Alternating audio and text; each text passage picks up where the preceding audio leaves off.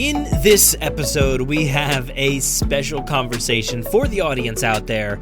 Now, if you followed the podcast or the community, you would know over the past few years, the Jurassic World toy collecting community has pretty much exploded well past the heights that it's always been. The collecting community has always been very steadfast, and I would say ever since the news that Mattel would be taking over the license, I think the community has just grown tenfold, and the creativity has been flowing from amazing photographers covering the toys, repainters making this stuff look unique and beautiful. Of course, kids, they've been playing with these things in all new and innovative ways. There's people out there making like stop motion videos and of course other video content out there focusing solely on these creations. I think it's just an incredibly booming time for Jurassic fans and of course for the toy fans as well.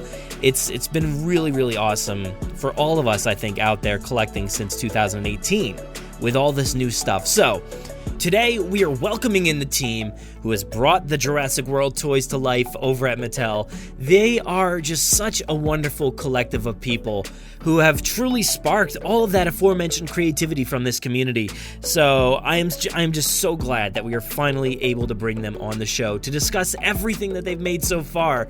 I went all the way back to the inception of this toy line, everything that they've been doing since, and we'll be hearing from Brian, Greg, Raphael, Christine, and Billy over at Mattel in a mega conversation about the toy line. Like I said, from its inception to where we are now, and maybe what could come in the future.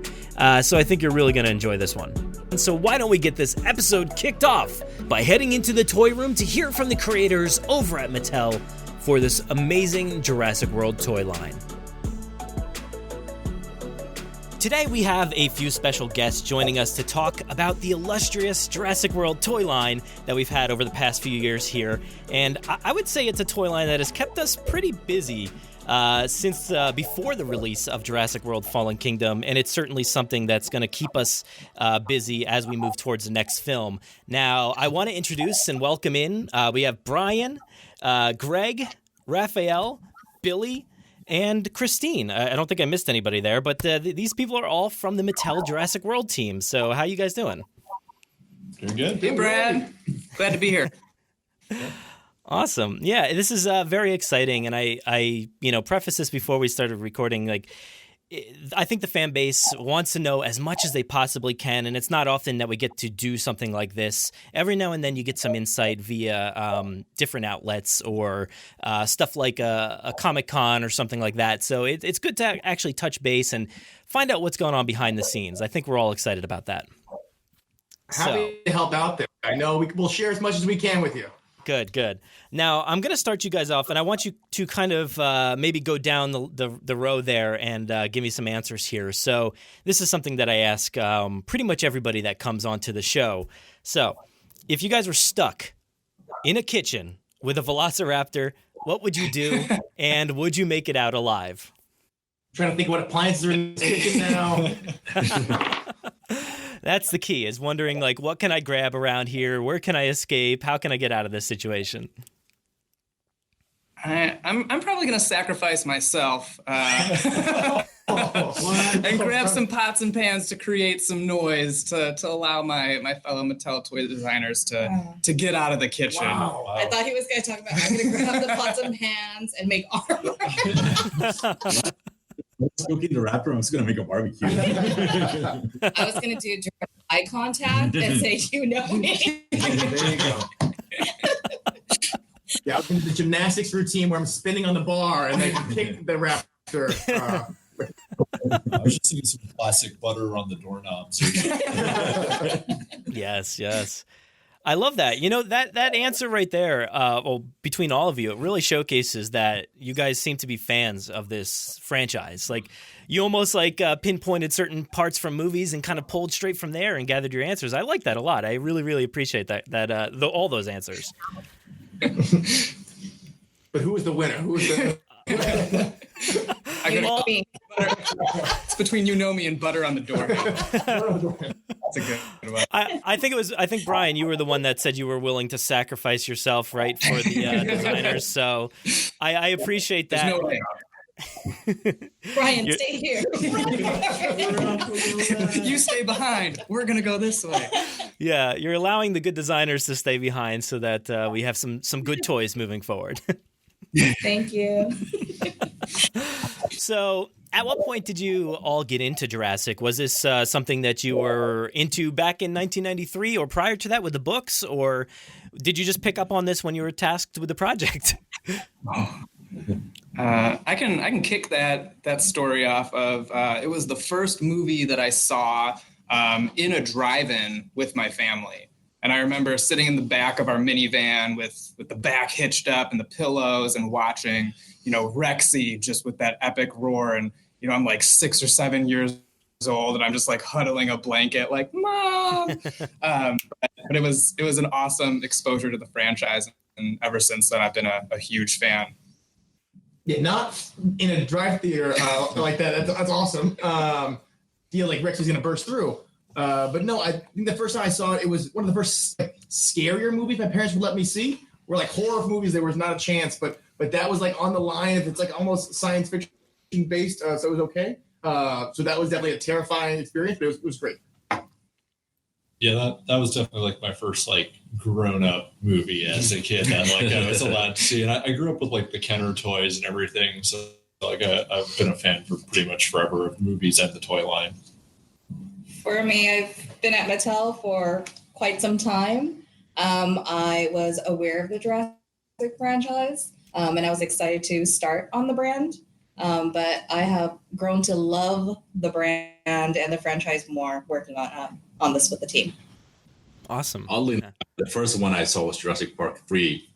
Oh, and no. then I went back to watching the original one, and then I started watching it and I loved it. But when I watched Jurassic Park 1, then I got really into it.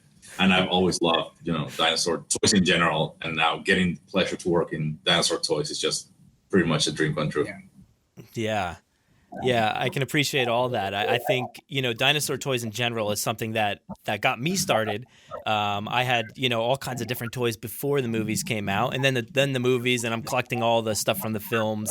And man, seeing it at a drive-in, that must have been really fun. Like I've seen a few movies recently at drive-ins, and it adds to the tension, I think, of whatever you're seeing. It's pretty good. Yeah, it's definitely memorable. Yeah.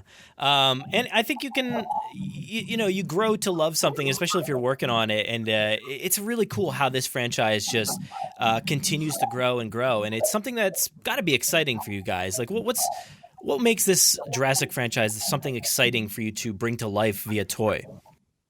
I think one of the first things that we really like about this line is, and you see it on the first movie, it's like really getting deep into how majestic these dinosaurs are and how big they are. And one of the main things we wanted to hone in is the scale. And that's why we were really focused on delivering the universal scale and grounding the entire line on the humans. And our action figures are 3 3/4 inches in height. And every dinosaur that we create on the main line, it's in relationship to that human. And that really makes you get into the universe and bring these dinosaurs to life in the toy form and really understand how big or how small each one of these dinosaurs are in relationship to us. And that really provides like a magic insight into the dinosaur world for us. Yeah. Kind of coupling on that, it's kind of this idea that's inherent education. Kind of as you get into dinosaurs, you want to learn more about dinosaurs. And Jurassic's always been amazing at, yes, it's science fiction, but it always seemed plausible. Like, and I was always like, okay, so I get it. I get that the mosquito bit the dinosaur, got the blood, and then was frozen in this amber, and they're extracting the blood from it. Like, everything is leading me down the path of, okay, I get it. Even as a kid. And so being able to provide that, hidden education element that kids want to actually learn more about these prehistoric beasts, definitely a cool thing we wanted to capitalize on. Yeah, I can appreciate that answer because I like that over the years, you've added different elements to help people learn about them. And whether it's through the app or through like the stat cards and stuff like that, you give kids the incentive to at least look into these things and figure out what they are. And honestly, adults like myself, I'm still finding out more and more about dinosaurs via this stuff. Like I've always said that I'm not the most prolific person when it comes to knowing different kinds of dinosaurs and stuff like that. So for me, I almost learned them through the toys and through stuff like this. Like when you guys create something like a Calavosaurus, I'm like, I've never heard of that before. That's really cool. So I appreciate the learning aspect behind it all. Very cool. Yeah. Yeah, so I want to talk about. I kind of want to go through a little bit of the history of you guys working on this toy line. So going back to like Jurassic World, that was kind of, or Jurassic World: Fallen Kingdom. That was a new, just brand new for all of us, and everything that you brought to this line was just so exciting. So what was like your team's thought process going into the Jurassic World: Fallen Kingdom movie? What did you want to accomplish with those toys, and like what were your goals and expectations? I think Raph hit the main point about bringing children and just general people who love Jurassic into the line with the universal scale that we set up. But I think a lot of it was just as toy collectors ourselves and designers and marketers, we were really keen on like listening to sort of like what would make a good line and just listening sort of to the fan base.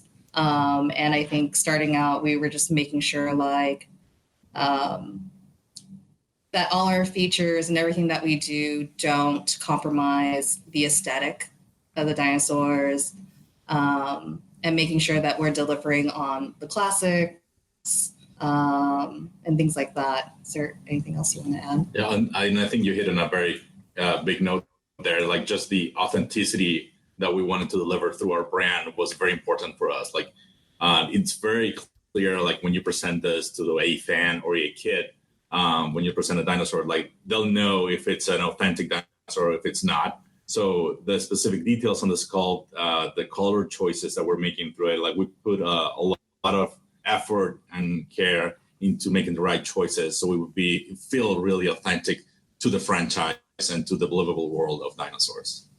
Mm-hmm. Yeah, and I can appreciate the scale portion too that you discussed before. I think that's really important and something that we haven't always gotten with Jurassic toys. So it's nice to kind of have everything in a scale that matches. Doesn't feel like certain ones don't feel out of place. They're not oversized or undersized. You actually you make a point to say like this is from this line. Everything's in this scale, and then other items like the Amber Collection or something are outside of that. So I appreciate it that everything lines up. It's really nice and neat, at least. I can say from a market angle, not always the easiest thing, right? You're always going to get the Walmarts of the world who want a $10 T-Rex. So I think the team has infused that value into all these price points and the fun play features within those amazing aesthetics that have made these do so well. Yeah. Now, I was wondering, like, when you were coming up with the designs and all that stuff, and you did mention a lot about listening to the fan base and what they wanted, and I'm sure that was probably a little overwhelming at first because we're a pretty crazy bunch. We like to throw all our ideas out there. It's good, kind of crazy. Crazy's good. Yeah. Yeah, I mean, we have a long history, and it's something that we've had since 1993, and we've all been so passionate about this stuff, have huge collections, and some of these toys that we have, like I still have pretty much all of mine, and I know many people still do, and we kind of like admire those toys and look at them in a higher light because they were so great back then. So it's great that you guys have listened, I think, to bring those things forward. So how much of that played into it, or was it more of like a let's start from scratch kind of deal? Or, because you obviously also have to adhere to like the CG models and stuff like that from the new films. So was it just like a big combination of everything that went in a pile and that's what came out of it? At first, it starts to look like all of those directions, like pull the design in like almost in every different direction. But at the end, as we started working more and more with it, it almost felt like more like pieces coming together to make the right puzzle. So it was just like taking the right notes from each one of those directions. Like the franchise is definitely setting the tone with the new movie and the new characters and the new species of dinosaurs. But that legacy also has a great impression on us and every one of us like growing up. And they also made like a lot of great things in the past. So like understanding which one of those notes from each one of those directions and knowing what those are good to take forward, it's what we took into consideration. And then we decided to add that magic sauce of like very clear on the authenticity and the universal scale. So it's not like we discarded any of the inputs. It's more like about taking the best aspects of each one of those inputs to really hone in into what we wanted to deliver as a toy line. I think our design team has like a really good balance. I am a stickler for color and detail in the plastics. And we have, other designers like Raph and Greg who are more like a little bit more feature. Yeah. They come with like really great features. We're also, just kids. Raph likes to really push it with introducing new species. Also, I have a little bit more seniority, so sometimes I veto some. But I do. I think we all sort of sometimes go on social and just hear with the fans like what dinosaur they want to see, like what they feel passionate about, and things like that. So we do actually really like take into consideration like what people want to see. I mean, our first year in 2018, it was sort of easy for us because we had, not easy, but because we were following the movie, it was sort of set. And a lot of that was just, design decisions like, let's make sure that, all the screws on the dinosaurs are covered. Because I think overall at the end of the day, we just want to deliver like great looking, great functioning toys. Yeah. Yeah, for sure. I think that the screw item was definitely one that was probably on everybody's list, was make sure those are covered up or hidden somewhere. And you guys nailed it out of the park with that. That was like really exceptional. That was something that was very exciting for everybody to see. And I know probably another thing that was on a lot of people's lists was like the real feel aspect. And something like that came into play certainly with like the Mosasaurus, which I love. That is like an incredible toy. Yeah, we look at the real feel, and I think a lot of the, like, there's a nostalgic sort of attachment sort of to the real feel also. I personally like the plastic because you get great amount of detail that you sometimes lose when you go into like different kind of materials. And I think for us, it was a very conscious choice, but we will not forget that you guys love real feel. You can't see me, but I'm winking. Well, that's good to know. I mean, I can appreciate that as well because I'm looking at my old toys right here, and I can see that the detail is not. It's not fully there like some of these new toys. So, and I think you could definitely make the argument that these new toys are way better than any of the old toys that we had. But it's just that, like you said, the nostalgia sometimes that people are like a little, oh, that's the best thing I've ever had from the past. But when you have this stuff on the shelf, it's kind of hard to top that, to be honest. We also, even like met with kids and talked about like early on, like what they would like in their dinosaurs, whether they were really like involved in the franchise or whether they just loved dinosaurs. So we had a lot of feedback from them as well. So that was always good. This one kid was showing me his collection. He goes, "Make sure your dinosaurs stand." Very important. Yeah. Oh, for sure. I think an example of that and that change and the challenges that we've had is through our T-Rex, where, we want to make sure it's as authentic and as play ready as possible. And you get the sculpt and the authenticity and the articulation, but then how can we take those features year over year and kind of make it better? But we're always trying to be the best. So it's challenging for us in the best way possible. Mm-hmm. So, the original question, was, did we start from scratch? And it's, we started with the best foot forward, and we've been trying to make sure we're always moving in that direction, which can be really challenging, but especially with new content and, great support from fans and the content, like you get really good inspiration. And then we're just looking for the best way to build a fun toy line. Yeah, I'm really interested in like the whole kids aspect. I think that would probably be a fun phase to at least witness happen, just to see what they're thinking. And because I'm interested as well. I have my kid and I like showing him all these toys. He's still maybe a little young for most of these just yet. But one thing that he absolutely loves is the super colossal T-Rex. Now, he was probably Oh, yeah, he was like maybe under a year, I think, when that thing came out, and we, introduced it right away, and he started throwing all of his toys.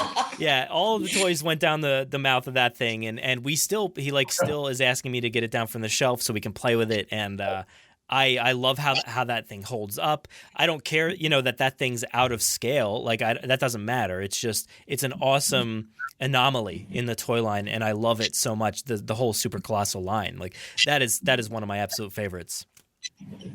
Yeah, it's big and it's bad. It's awesome, and it's just what kids want in their room to sit in. I mean, come on. I have it in my desk too. Yeah, honestly, if I had to pick maybe one of my favorites, I think that would maybe take the cake. I think that one's probably my favorite one. And if you do look at it, a fun fact, it is actually in scale with our Amber collection. Yes.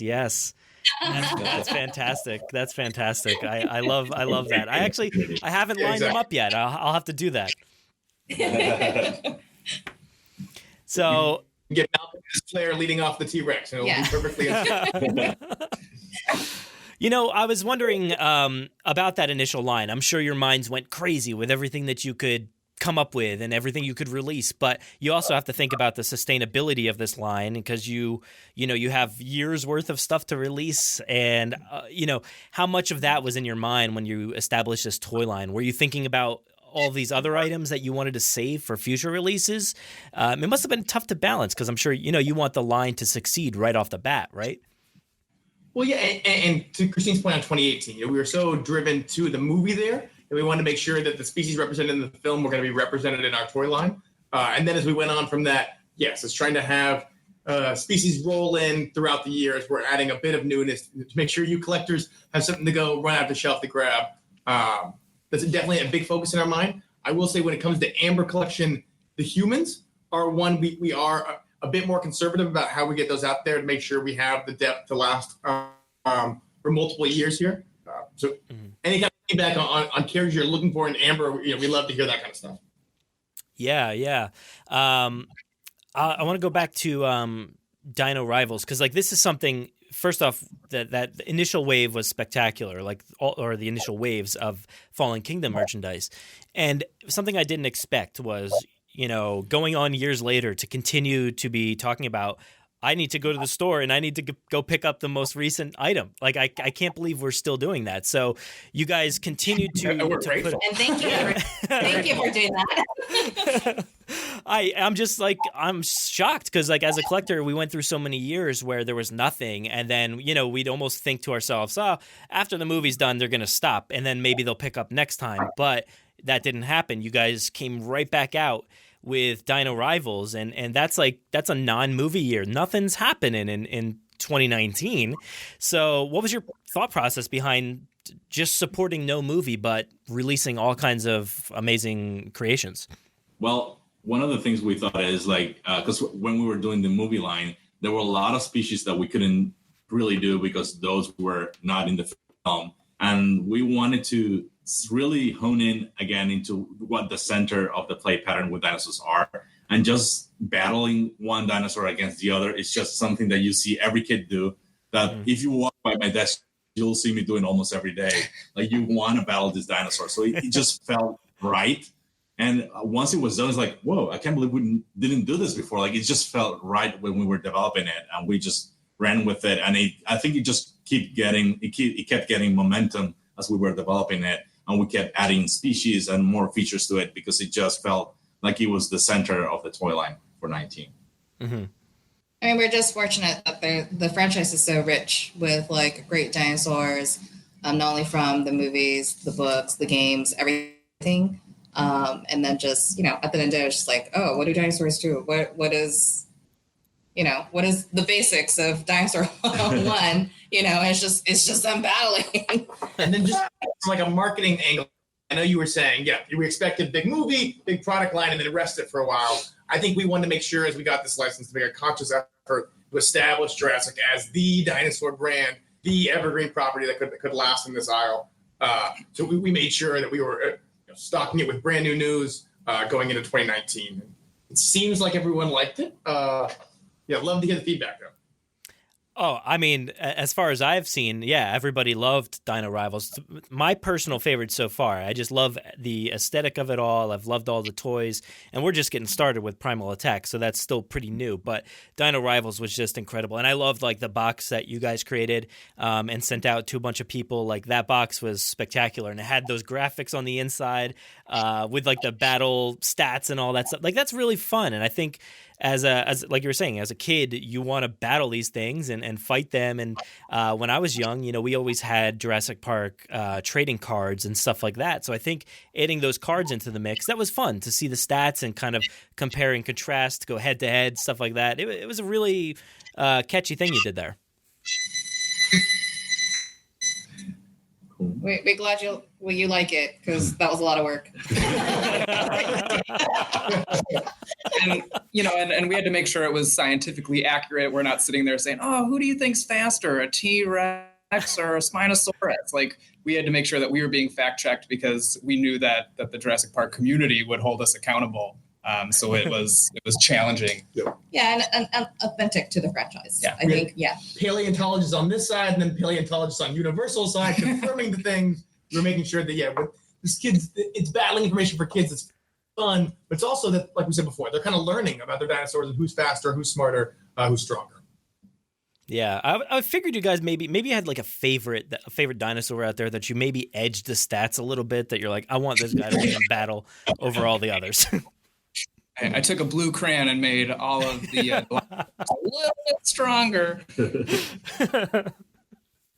One of my favorite things I think during that time frame was that Baryonyx Breakout set, or whatever it was called. I think that was really fun. Something that was very different. It was a unique presentation, I think, for what we've seen so far from Mattel. So, like, what was the idea, I think, behind that toy pack? And is it something that you look to do more of maybe in the future? On that one, since we were off movie year, we decided to take a little bit of liberties on what we can put on the pack. And one of the things that I personally like from the franchise, it's when Owen is driving the motorcycle with the Raptors. Mm-hmm. So having Owen with a really cool motorcycle escaping, in my mind, from the Baryonyx, and having that on a set being represented was really a really cool like fantasy into the product line. And I also included like some of the compies, because then it allows you to recreate like along that chase, then you can have the compies attack Owen. So it just wanted to like add as much fun as possible in that pack. So it was a liberty that we were allowed to take because we were off movie year, and it was just a lot of fun, personal fun placed into that product line. We would love to ask, honestly, from our side, that's not when maybe the team went, oh, this is our big ticket item that's going to crush it in fall 19. What is it that you think drew you guys to it in a big way, and how can we better replicate that going forward? Well, I think what it is we kind of love like packs and stuff like that. So if you're offering, a human figure, or maybe even a human figure that we don't have or something like that, specialty item with all these dinosaurs, maybe there's a duplicate dinosaur in there. But I think it's that the fact that you're kind of giving us this, while it's not like a play set per se, it's still some sort of pack that we can get something special out of it. In this case, it was like the motorcycle.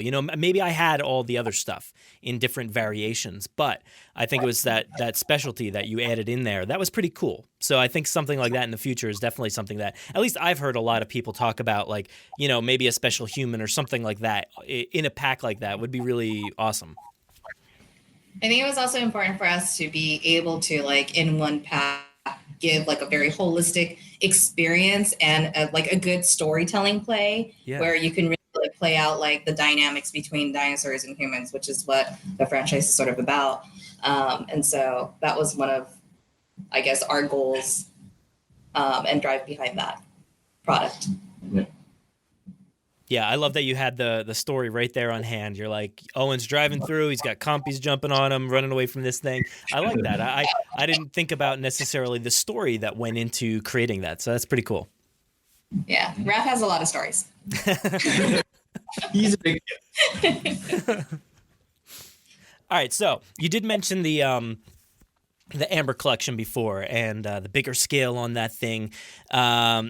What was the thought process behind branching away from that main line of toys and into the world of collector pieces with the Amber collection? I think this is when we looked at and we said, we have 25 years, like you're saying, of nostalgia baked into this franchise. And we think there is a strong collector community that maybe we haven't directly targeted. We have these great articulated, detailed figures in the main line. But at the end of the day, they got play features to make sure the kid's going to have a fun play experience.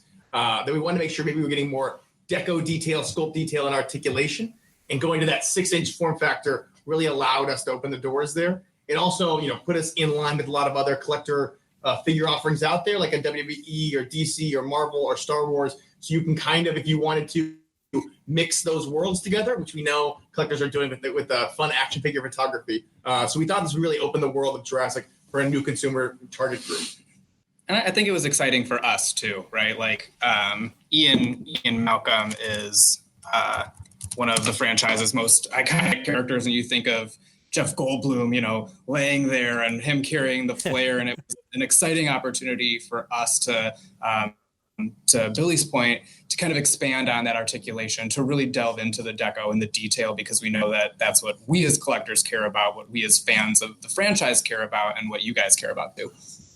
I love when my day consists of, so how low should his shirt be open?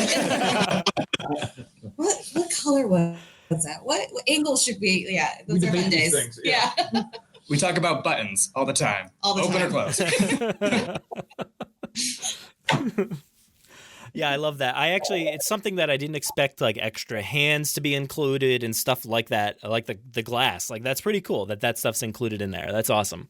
Yeah, we want to make sure we're not just, throwing extra hands in there or throwing accessories, that they have a big meaningful moment in the film. Like he has the extra hand so he can hold that glass. Yeah. We really want to make sure that the details and the accessories we're including here allow for some cool action figure photography. Yeah, they're iconic characters from iconic moments, and we want to celebrate those as much as we can. Yeah, so you're kind of picking and choosing from the most like iconic moments or characters or dinosaurs just to create this line so far. And so far you've gone through at least 2 figures here with Jurassic Park, and you got some Jurassic Worlds on the way. So it's exciting. I think this line is really fun. I was going to say, did you see the news come out on the announcement for Entertainment Earth around the second wave? I just saw some silhouettes, yes. I think Dennis Nedry and the Dilophosaurus, right? I can neither confirm nor deny. I mean,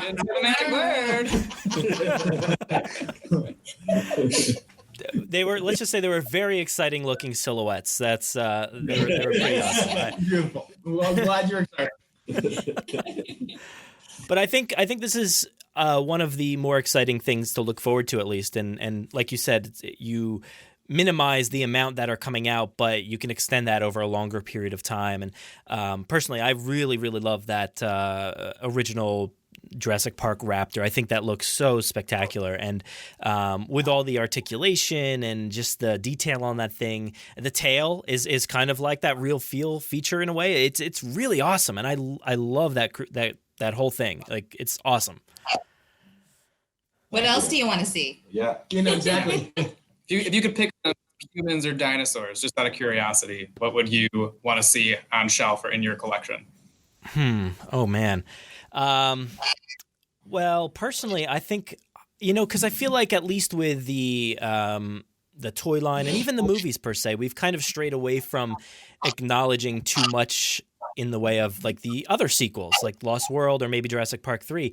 I would love to see stuff from the Lost World, like some of my old figures from the past with the old toy lines, like Roland Tembo or Dieter Stark. Those were some of my favorite characters. Now, certainly they didn't represent what they were in the film, but I still think if we got film-accurate versions of those characters, it would be amazing to see that. And certainly the Tiger Stripe Raptors from the Lost World, it's like got to be probably like number 1 on the list. Yeah, those are good picks, especially. The dinosaurs are a lot of fun to pick and choose from. Mm-hmm. Yeah. Now, I know a lot of people have been worried just with this line and the fact that maybe the 3 3/4 inch have kind of dissipated the human figures, at least. Is that something that kind of went hand in hand? Did they dissipate because of that, or is it distinctly something that you're just marketing these towards collectors? I think the target audience for Amber is definitely for collector versus the human figures in the 3 3/4 in mainline are really going to help with that storytelling element to make sure, you can play out some of your favorite scenes from the movie. You pair them with a dinosaur, you get some of that conflict play like Raph was talking about with the baryonyx breakout. But I definitely will say that humans are part of this world. After all, it's a shared space between dinosaur and man. So we definitely don't want to completely remove them from our core scale. Mm-hmm.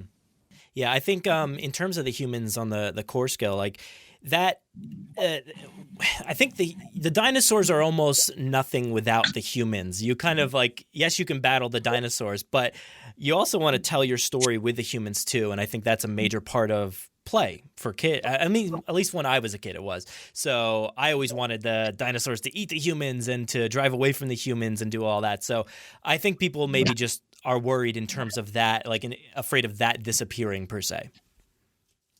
Question for you. We have different kind of kids that play with our toys. Are you the dinosaur when you play, or are you the human when you play? I was definitely the human. So I was always like on a ridge looking over the dinosaurs in the valley or playing with the humans and back in my day, my sister had like a Barbie dream house or something. And Yep. And I would take my humans and I would put them in the giant pink Barbie dream house, and that was my visitor center back in the day. I didn't have like the in scale one, so I always used that, and I would just carefully look at my dinosaurs, and they would interact with the dinosaurs. But for me, it was always about the humans, surprisingly. Very cool. Very cool. Basically playing out the end of Fallen Kingdom without you knowing it. And I think that's why I personally love Fallen Kingdom so much, is because it does kind of represent the more chaotic aspects of playing with toys and the crazy scenarios that you would create up in your head, and it really comes to life on screen. That's why I love it so much. So right now I have a Snap Squad in my hand. I've been playing with it this whole time. It's probably been jiggling around, and you can hear the legs moving or whatever. But I love these things so much, and this is another item that you guys sent over to us, and another one here with the Primal Attack box. And I love this Mosasaurus so much. It is so darn cute. I love these things. Like, what was the idea for the Snap Squad? Like, how did you come up with these really? I don't even know how you would put them to words. They're very out of scale and just goofy looking, but so awesome and cute. I love them so much. Just tell me a little bit more about the creation of them. Well, just like dinosaurs, like I feel like we have a lot of different consumers. So once we hone in into the main universal scale line and that battling aspect of the dinosaurs, we also wanted to expand our line and go into other consumers and other ways to play with dinosaurs. And we thought this was a great opportunity to also take a stylized approach into the design of the dinosaur. So make a little bit, so you can still recognize that this is a Jurassic dinosaur. This is a specific species, but this is our own take in design, and to make it a little bit more fun approach into playing with the dinosaurs. So once we started playing with a different stylization, we also realized, well, we can't really stay like too far away from the actual play pattern of the dinosaur. So we wanted to keep that jumping feature and that fun approach to the toy. And that's how we ended up in the Snap Squad scenario. So it's a little bit more of a cuter approach, but they're still aggressive little creatures. It's not like a pet dog. It's something that you really don't want to turn your back into, because it's a feisty little pet that you're going to have in your room. It's still ferocious. It's still very feisty. Like Fallen Kingdom, when you see Baby Blue, and yes, it's a dinosaur, it's super cute, and no one gets close to it, but also it can strike at any moment and bite him. And so we want to make sure that was also prevalent in the line. Yeah. So that was a way to capture that kind of feeling into the toy line. Also, I like cute things.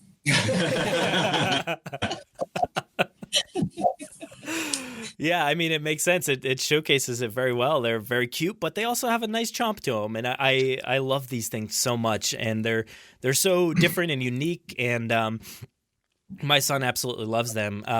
Something that was fun for us was we went to a theme park probably last summer sometime, and right around the time when the initial ones came out and you sent them over. So we went to the theme park, and my son was afraid to go up and meet the characters and stuff like that. And after a few tries, I said, here, why don't you show him your dinosaur? Because we brought a few of the Snap Squad. Actually, we brought all of them. And so he would take 2 of them over to the character, and then he would show them to the character, and he'd be like, here, look. And then that was like the moment where he was no longer afraid. He was excited to showcase his really, really cool dinosaurs. So that's like a nice little story I love telling it to everybody out there. How, it kind of showcases how cute they are, how much the kids love them, and I don't know, I just love these things. We love hearing that kind of stuff. We work some late hours here, so hearing the special bond the kids have with these toys is always special. So it's awesome. I actually like hearing that, like sometimes because our dinosaurs are sort of realistic to the franchise, and so like it seems like our younger consumers and children like really like and gravitates towards Snap Squad because they're a little cuter. I mean, for a lack of a better word. So I've actually heard a lot of stories, and a lot of people send me like videos and show me pictures of like their daughters and like their young ones playing with Snap Squad, and it's really great. There's some really cool user-generated videos and pictures and content on Instagram of just how people are putting them on tree branches and backpacks, just kind of in their everyday life, which is also amazing to see. One of my favorite things to do, it's one of my party tricks, and I'll clip a Snap Squad onto my shirt or my, the cuff of my sleeve, and then just kind of walk in and have dinner with friends and see who notices. So I will do that. And even adults are just like, what is that? And you kind of, oh, it's Snap Squad. And you talk about a little bit of work. And then you give it to anybody, and they inherently just snap it on their finger, and then you just have a person jiggling the legs, and they're just kind of, and all of a sudden everybody wants it, right? And you just kind of go back to that simple play pattern that we're trying to accomplish. So it's a lot of fun. Yeah, I love that. You all have to have favorites, right? So what are your favorite ones that you've created? And then we were like drafting before the call. We were like, okay, no, that's my favorite. I love the baryonyx, that long snout and the shiny blue on the nose. Yeah. Is that one out?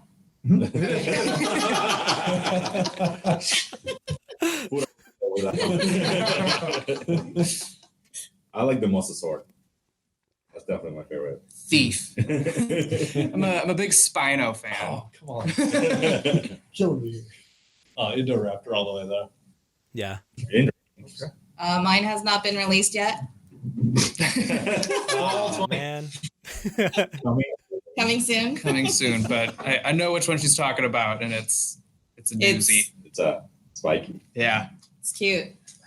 Well, I can't wait to see whatever it is. It sounds great. You'll know it when you see it. Awesome. All right, so I want to get into the new stuff here because you guys also sent out a bunch of Primal Attack stuff, and this is the brand new stuff that we have again for another off year here. So in 2020, you guys decide, you know what, we're not gonna hold back. We're gonna go out with some more new stuff, some really detailed stuff, and stuff that has some what I think is some really unique play features and attack features. I really love these things. Yeah, I think you nailed it. Really kind of leaning into versus just straight battling, more of the attacking nature of these dinosaurs. That the end of Fallen Kingdom, they're kind of released out in this world, and then how they need to advance their attack set and really take control of their attack to take that to the next level to survive in this modern world. And so that was a challenge we gave the design team in terms of how are we advancing the feature set here to really tie to that new theme. Yeah, and regardless of whether you're the human or the dinosaur in this play, one of the things everyone wants is to bring these dinosaurs closer to life, and that was really the challenge. So using the tail seemed like a natural approach to playing with the dinosaurs, and helping improve the range of motion and even go further into where the attack goes into the dinosaurs. It's really improving how those dinosaurs come to life into the toy form, and that's what we were really trying to achieve with the Primal Attack. Yeah, I love how you brought the Carnotaurus to life after the initial one, which the initial one back for Jurassic World Fallen Kingdom. when I saw that one, I was like, that's one I absolutely need right away. It was so stoic, so just natural. It's beautiful. And then you come out with this one, which is a little bit bigger and beefier and has all these attack features. And people are going crazy over this thing. I absolutely love it too. It's awesome. Yeah, I think being in a non-movie year, we really got a little bit of liberty to steer into another, breakout character with another really great scene. And the Carnotaurus was just kind of what we all gravitated towards here. So putting those Primal Attack features in, giving it that range of motion and that, tilt back with the victorious roar is just something we were all really excited about. Mm-hmm. Yeah, I think as you've progressed here with the different lines, it's gotten like better and better with the amount of play features and attacks and sounds and all this different stuff. Like, you went when you actually came out with the Indominus Rex, like that was like a huge step forward, I feel like, from everything that was created already. And the playability on that thing was just nuts. And then, you're continuing forward and adding even more features like the twists and all that stuff. I love that. I think that's fantastic. Yeah, we keep upping the ante. It's getting a little scary over here, but we're the challenge. What will happen next? Where are we going to go from here? Something better. Oh, man. Okay. All right. So I think back at San Diego Comic-Con, you kind of announced 17 new species are coming to this line, and I think we've got a handful of them already, and we, as they come out, we sort of see a lot of those new species, like the Calavosaurus or the Sauropelta or the Sarcosuchus. Like those are some of my favorites that, well, first off, you sent them over to me, but like those are some awesome ones.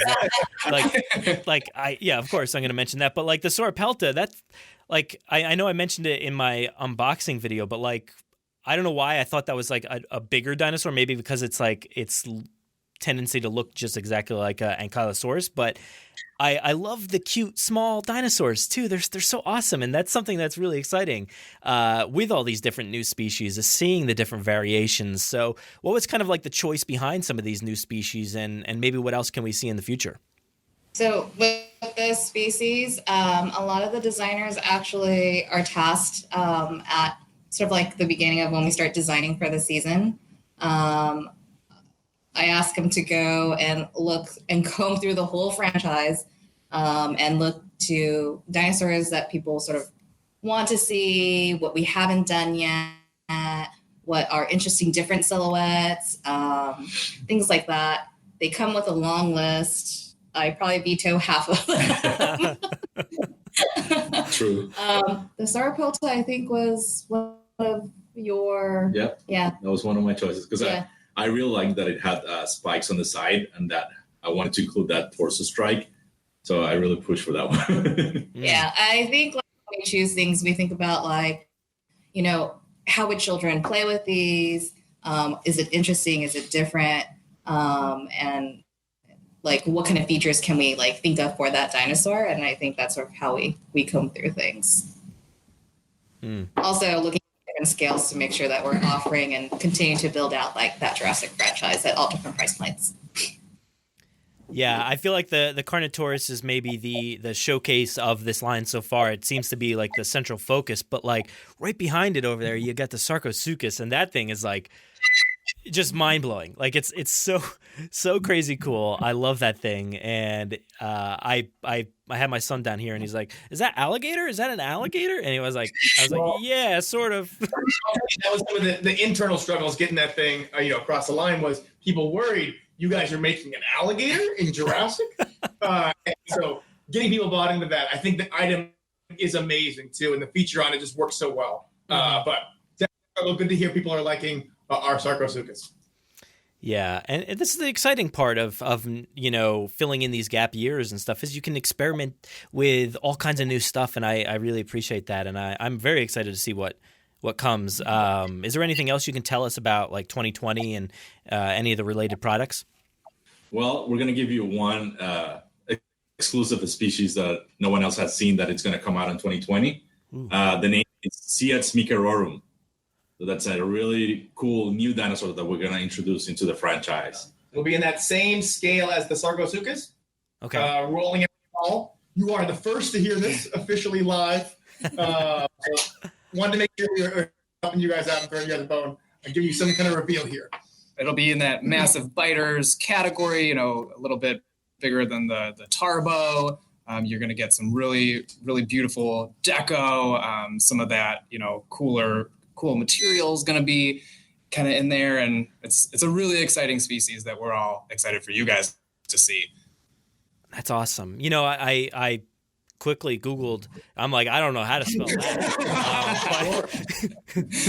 But as far as I can tell from Google search, like, it looks like a really cool creature, and I'm excited to see how that's brought to life. Like, that's awesome. And you were talking about earlier, just learning and stuff like that. This is exactly what that is. It's me Googling to see what this thing is. I've never heard of this before, but it's incredible. It's a really, really cool looking thing. And that's the fun of this line, is just like expanding into new territories and teaching. And I really like that. Cool. We Google just as often. Raph will come with a list. Christine will veto half of it, and Raph will come and say, "This is what I'm thinking about. What do you guys think from a marketing perspective?" I'm like, "What's a Seat's Microrum?" It's a cool dinosaur, and then you Google it, and you're like, "Oh, this is awesome."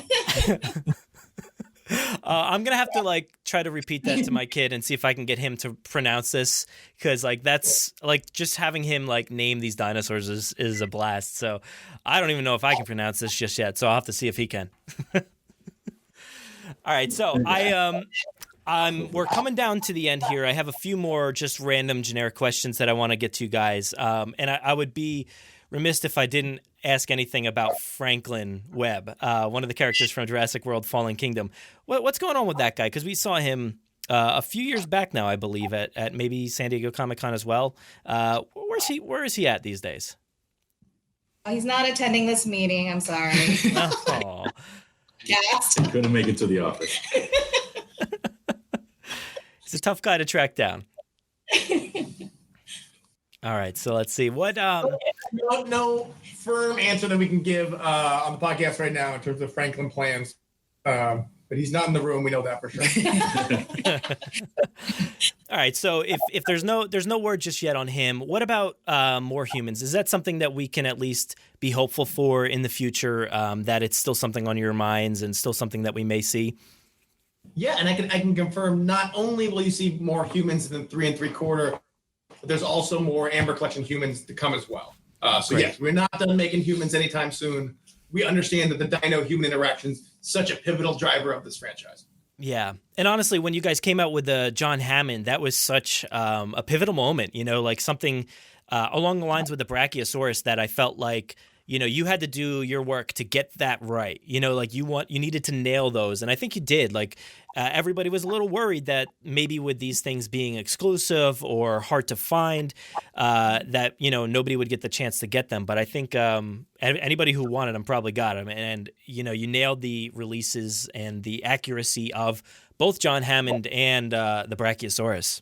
Thank you. Thank you. Yeah, Comic-Con is a lot of fun for us to be at, and an honor to kind of get to celebrate some of the franchise. So glad Hammond was so well received, and we're really excited for what's coming in 2020 this year too. Yeah, so we'll be at Comic-Con again this year. We will be there. We're excited to see you. Excited to have a product that we know everybody's going to go crazy about internally. As soon as we came up with the idea, it was just a snowball of awesomeness. Nice. So in terms of, like I just said, everything that I've seen so far has been so quality. When it comes to inconsistencies or misprints from time to time, how do you go about addressing that internally? Because, stuff like that tends to happen from time to time. It's nobody's fault really, but how do you go about addressing that internally? It's something we're constantly aware of, right? We make sure that we're getting rounds of sample reviews as production's going through its process to catch these kinds of things. Sometimes it is something we have to, catch as soon as we can. Sometimes it's a very, very, very small percentage. Just know that we're constantly looking at samples and evaluating how we can address these issues that happen. We have a lot of rounds of meetings and processes looking at various stages, and we are always, as a design team, marketing team, just a holistic team, doing everything in our powers to make sure that we're trying to bring out quality stuff. Yeah. The last thing we want to do is go through this whole process to develop this amazing toy, and then it doesn't get the way that we intended it to be to the consumer's hands. So it's something we're very aware of and constantly working on. Sure. I go to stores and buy things that I don't like and take it off shelf. It's true. One dino at a time. And then call them and say, what's going on? Yeah, like the percentage is lower than other toy brands you'll see out there, but doing our best to make sure that it doesn't get out there. Sure, and I think it's certainly a minority of items that you see out there. It does happen from time to time, but it tends to be like maybe a vocal minority of the fan base that maybe says like, oh, this eye is in the wrong spot. But sometimes it just happens, and it seems like you guys are certainly tasked with fixing it right away or going and buying them if you find them. So that's great. I do. If I see an eye that's even a tiny bit off, I'm just like, I'm going to buy this one. So, in terms of items because you mentioned like stuff that maybe didn't come to the shelves, is there anything that you created or you wanted to see or maybe just didn't hit the shelves? I know this might be one that you maybe can't touch on, but is there anything out there that you just wish made it to the shelves? There's one item that I've always wished that it made it to the shelves in 2018, then again in 19. But it's going to happen soon, so I'm happy now. But I can't tell you exactly what it is. I'm shooting darts with my eyes right now. We're all Don't say it.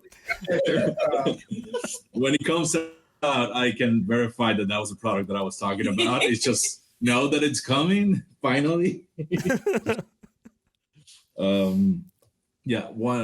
I can say so far. I think we touched upon this sort of like at our last Comic-Con when we were sort of doing like an insider look at sort of how we design dinosaurs, is that, we're passionate about the toys. So there's a lot of things that we want to do, but we also want to make sure that we're hitting price points that people can purchase. And so with that, like sometimes, things don't make it on shelf. But we don't give up. There you go.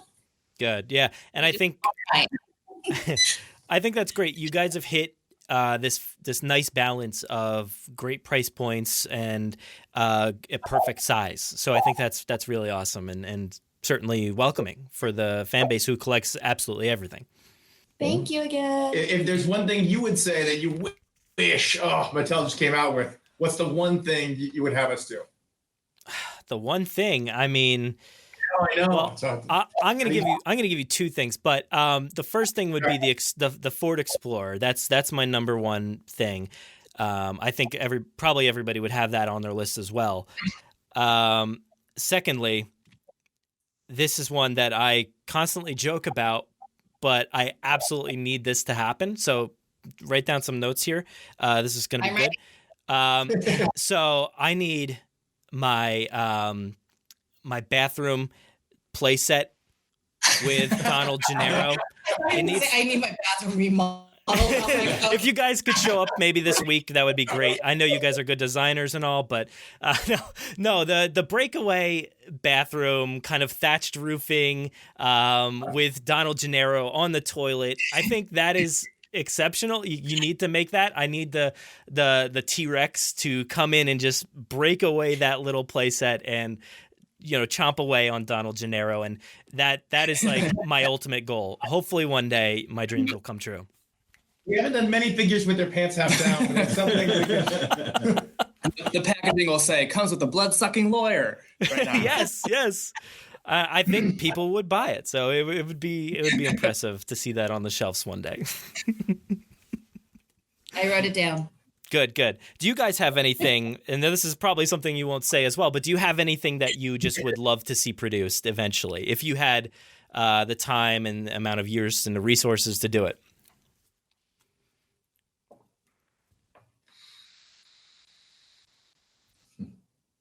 Silence. It's towing the line, That's exactly what I expected. Raph's alluding to is there's so many exciting things on the horizon that, we have fought for to make sure, as fans that they are represented in the toy line. And those are things that we're passionate about and really, really excited about. So it's there and I'm excited for you guys to see it soon. Good. Good. In a movie year, we do have the ability to go bigger with our lines. We have bigger space at retail. So you might see some things in 2021 that you'll be looking for. And that's what I continually tell everybody who constantly reaches out about certain things. I just say, be patient. They certainly need something to create in 2021 when there's a big movie year.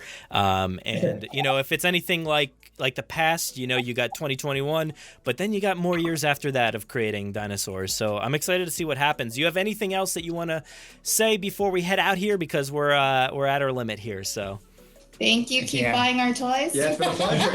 Yeah. I'll say thank you. And we always like to hear what you and every fan says. Sometimes we're not maybe able to respond, but we always like to listen to what you guys think. So we appreciate all of your input and ideas. Passion.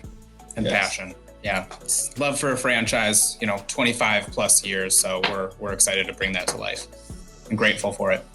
Yeah, and I just want to end by saying, the same thing is thank you so much for, years of creations and excitement. Outside of the movies, this is certainly like the most exciting thing is that initial excitement of going to the store to find these items, to see if they're there. And maybe, back in the early days, I was struggling. I was like, all right, when are these things going to hit the shelves? Where are they? But that's all part of the fun. And it's created this fun environment with the collectors around the fandom. And I just absolutely love the entire thing. I love searching for them, hunting for them, talking about them, showcasing stuff when they're newly released, and unboxing them. It's been so much fun, and also to share this stuff with my kid as well. It's certainly like a new perspective for me, and seeing it through different lens. It's been great, and I really appreciate everything you guys have done. It's been incredible. Thank you. Thank you. Thank you.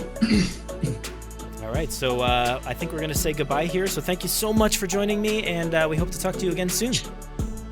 All right, thanks, Brad. Thank you. Thank you. Thank you.